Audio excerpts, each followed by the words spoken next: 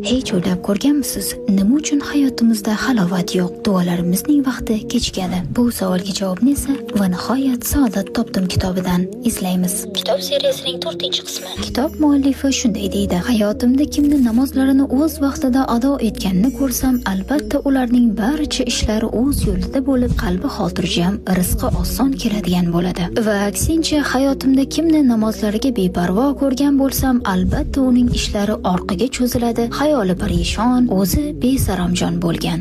Agar bilsangiz, Nabiy sollallohu alayhi va sallamning baxtiyorlik sababi ham namoz bo'lgan aslida. G'amga botsalar, ey Bilol, bizni namoz ila rohatlantir der edilar. Bu bilan shuni anglashimiz kerakki, o'z vaqtida qilingan namoz sizning uydagi barakangiz va mol-ko'l rizqingiz sababchisi bo'ladi. Shunda Alloh taolo duolaringiz vaqtini qisqartiradi va sizning mushkullaringizni oson qiladi. Video manfaatli bo'lgan bo'lsa, obuna bo'lishni unutmang.